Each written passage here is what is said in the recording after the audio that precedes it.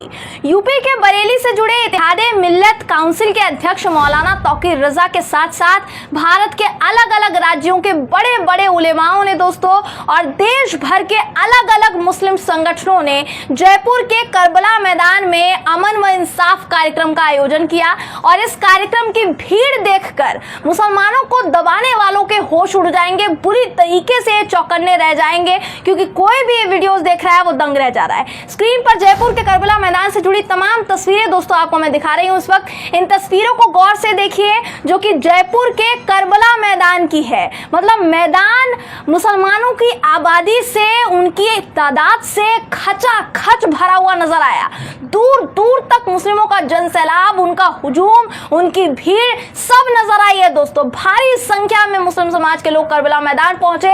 आपको स्क्रीन पर ड्रोन से ली गई तस्वीरें, ड्रोन से ऊपर से जो ली गई मैदान की तस्वीरें वो भी इस वक्त आपको दिखा रही हूं। अगर अंदाजा लगाया जाए तो करबला मैदान में मुसलमानों की ये तादाद तकरीबन 10 लाख से 20 लाख बताई जा सकती है, क्योंकि ऊपर से देखने पर दोस्तों देखिए गिना भी नहीं जा सकता कि कितनी भारी तादाद में मुस्लिम समुदाय अपनी बात रखने के लिए, अपनी बात को मोदी सरकार के सामने रखने के लिए, सरकार की आंखें खोलने के लिए करबला मैदान पहुंचा था। इस अधिवेशन में नमाज भी हुई, उसकी भी तस्वीरें इस वक्त आपको स्क्रीन पर दिखा रही हूं। तो अगर कहा जाए तो ये जो अधिवेशन है जो रखा गया, ये मोदी सरकार को ये बताने के लिए रखा गया दोस्तों कि ना तो भारत का मुस्लिम अभी तक डरा है, ना आगे डरेगा, ना तो झुका है ना झुकेगा।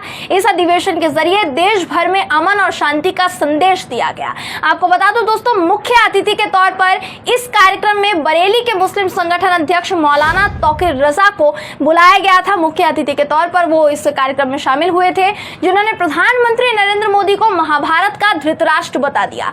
इस अधिवेशन में मस्जिदों पर भगवा लहराने से लेकर मस्जिदों के बाहर हनुमान चालीसा पढ़ने तक और नुपुर शर्मा द्वारा पैगंबर मोहम्मद साहब के अपमान तक सभी मुद्दे छाए रहे दोस्तों। सब पर एकदम शांति से चर्चा हुई, बात हुई और तमाम तरह की बातें की गई। और मौलाना तौकीर रजा भी मोदी सरकार पर जमकर बरसे। आपको मैं मौलाना तौकीर रजा के तमाम बयानों के साथ छोड़ देती हूँ दोस्तों।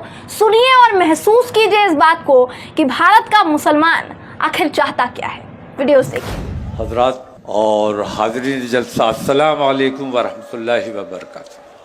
जी चाहता है कि घंटों बात की जाए मुल्क के इत्तेहाद, मिल्लत के इत्तेहाद में, जहां जिस वक्त जैसी ज़रूरत पेश आएगी इंशाअल्लाह तौकीर नहीं बल्कि पूरी बरेली आपके साथ नजर आएगा।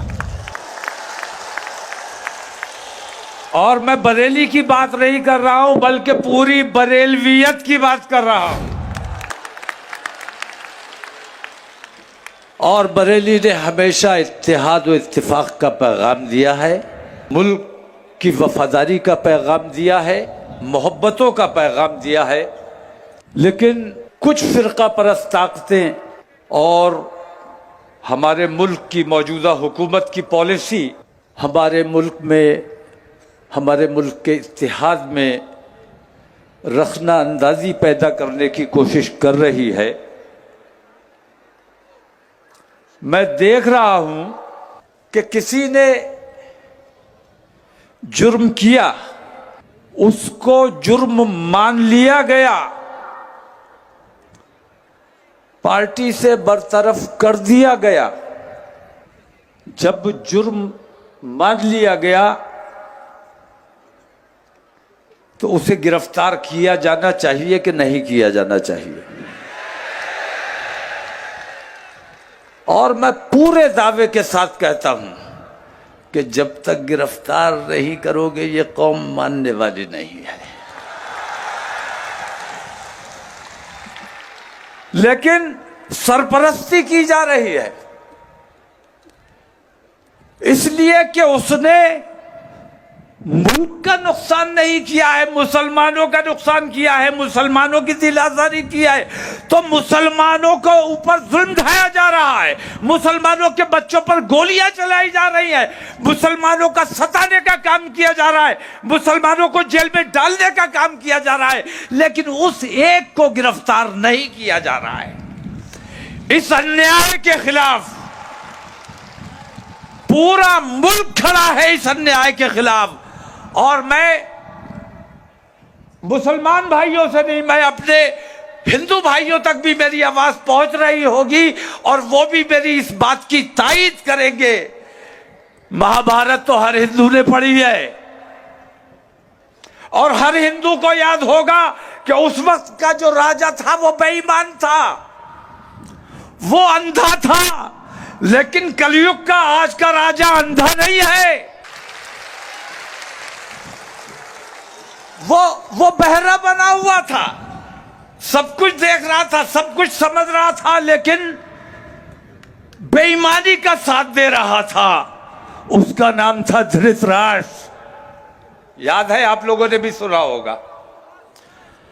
आज कलयुग का धृतराष्ट्र नरेंद्र मोदी जब तक इन तमाम बेईमानियों के खिलाफ आवाज नहीं खोलेंगे तब तक हिंदुस्तान का माहौल ठीक नहीं किया जा सकता।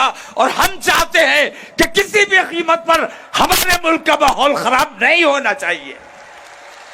हम अपने मुल्क के लिए जान देने का जज्बा रखते हैं, लेकिन रसूल आजम की शान पर अगर गुस्ताखी की जाएगी तो किसी कीमत पर बर्दाश्त नहीं करेंगे।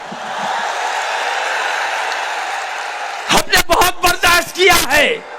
हनुमान चालीसा तुमने हमारी मस्जिदों के आगे पढ़ा, हमने सब्र किया। हनुमान चालीसा हिंदू को पढ़ना चाहिए, अच्छी बात है, पढ़ो। जय हनुमान ज्ञान गुण सागर पढ़ो। हिंदू नहीं पढ़ेगा तो कौन पढ़ेगा?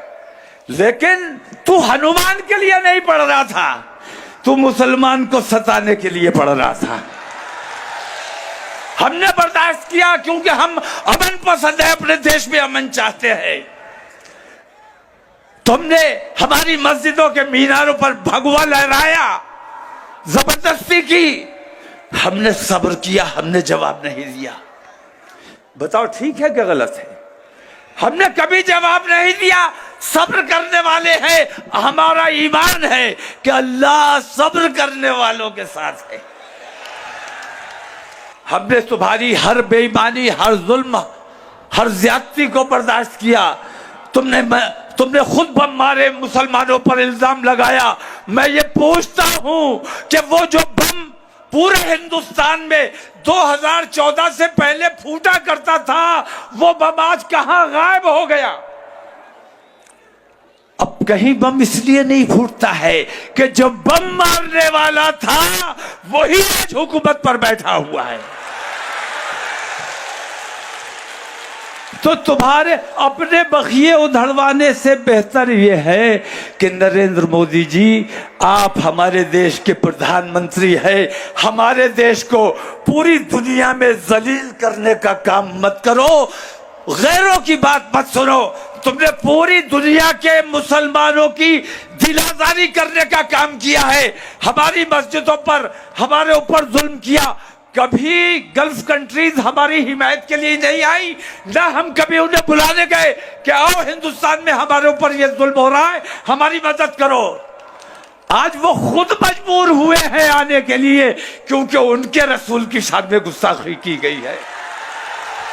और रसूल हिंदुस्तान के नहीं है, पूरी दुनिया के हैं। मैं कहना ये चाहता हूं कि अगर मुल्क में अमन व अमान चाहिए, जो निज़ाम बनाया गया है उस निज़ाम के मुताबिक काम होना चाहिए, और जो एजेंडा तय किया गया है उस एजेंडे के मुताबिक गुफ्तगू की जानी चाहिए। यहाँ मैं देख रहा हूँ कि ख़वातीन का भी बहुत बड़ा मजमा है, और मैंने भी बरेली में 17 तारीख को, यहाँ मैं सद्भावना के हवाले से एक बात कहना चाहता हूँ कि बरेली में मैंने जुमे को 10 जून को अपना प्रोग्राम रखा था एहतजाज का, लेकिन 10 जून को गंगा दशहरा हिंदू समाज का एक बड़ा त्योहार है, बड़ा प्रोग्राम होता है। तो हमने ये सोचा कि असल में लड़ाई तो आस्था की है। अगर उन्होंने हमारी आस्था को ठेस पहुंचाई है, हम बेचैनी महसूस कर रहे हैं, तो कम से कम हम उनकी आस्था का ख्याल कर लें। हमारा दिन फिक्स नहीं है, हम जुमेरात को भी कर सकते हैं, इतवार को भी कर सकते हैं। एहतजाज करना है, नरेंद्र मोदी को बताना है कि तू बेईमानी कर रहा है, इस बेईमानी को तर्क करते। तो हमने अपना प्रोग्राम के हिंदू समाज की महिलाएं भी निकलेंगी, बच्चे भी निकलेंगे, बूढ़े भी निकलेंगे। ऐसे माहौल में अगर हमारे गम और गुस्से से भरे हुए नौजवान निकलेंगे तो हालात कहीं ना कहीं कशीदा हो सकते हैं। तो हमने एकता और भाईचारे का पैगाम देने के लिए अपनी 15 दिन की मेहनत को जाया किया और हमने कहा कि हम जुमे को प्रोग्राम नहीं करेंगे ताकि इन हिंदू भाइयों का प्रोग्राम आसानी से हो जाए।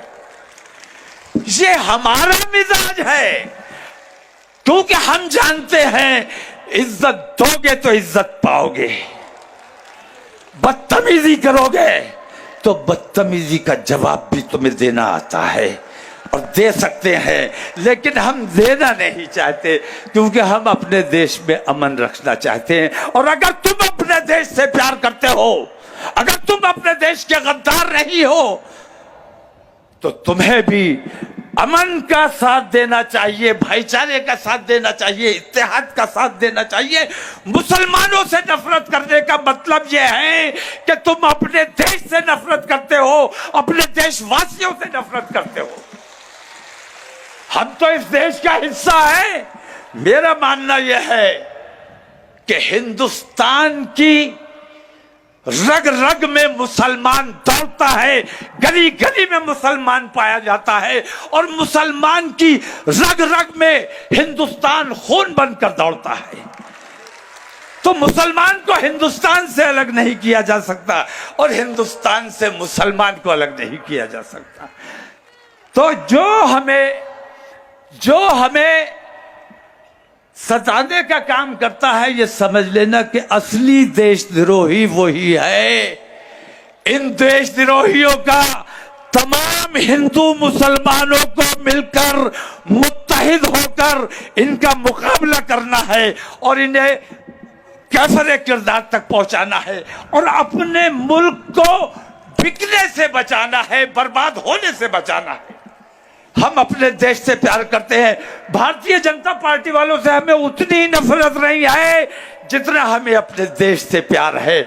हम भारतीय जनता पार्टी वालों के खिलाफ इसलिए नहीं है कि वो मुसलमानों से दुश्मनी करते हैं, बल्कि हम भारतीय जनता पार्टी के खिलाफ इसलिए हैं कि वो हमारे देश को नुकसान पहुंचाने का काम कर रहे हैं। फिर बहुत जल्द आप लोगों के दरमियान हाजिरी होगी। यहाँ खवातीन का बहुत जमावड़ा है। एक बात मैं हर जगह कहता हूं और इतनी इस्लाह मैं अपने उलमा जो जिले जिले जाते हैं, एक तो ये कि ये हमारे उलमा जब सफर पे निकलते हैं, हिंदुस्तान का माहौल आपने देखा है कैसा है। इन्हें किन किन नफरत भरी निगाहों से गुजरना पड़ता है। तबलीग दीन के लिए जाते हैं और नफरतों से गुजरना पड़ता है, इसलिए नहीं कि ये दाढ़ी वाले टोपी वाले हैं, बल्कि इसलिए कि आमतौर से मुसलमान अपनी शनाख्त छुपा के घूम रहा है। मुसलमान हो तो मुसलमान नजर आना जरूरी है, मुसलमान बन के रहना जरूरी है, मुसलमानों जैसे अमाल जरूरी है। स्पेशल अटेंशन भी चाहिए कि हमें मुसलमानों जैसी इज्जत हो। और अमाल तुम्हारे ये है कि जो बेईमानों के अमाल है वो तुम्हारे अमाल हैं। खवातीन हजरात से मैं दरख्वास्त करना चाहूंगा कि मोबाइल बेशक हमारी जरूरत बन गई है, आज वक्त की जरूरत है, मोबाइल के बगैर काम नहीं चलता है, लेकिन अपने टीनेजर्स बच्चों को, कम सिन बच्चों को मोबाइल देना अगर जरूरी है, लैपटॉप देना अगर जरूरी है, तो इतना जरूर करो कि उसमें उन बच्चों को पासवर्ड मत डालने दो।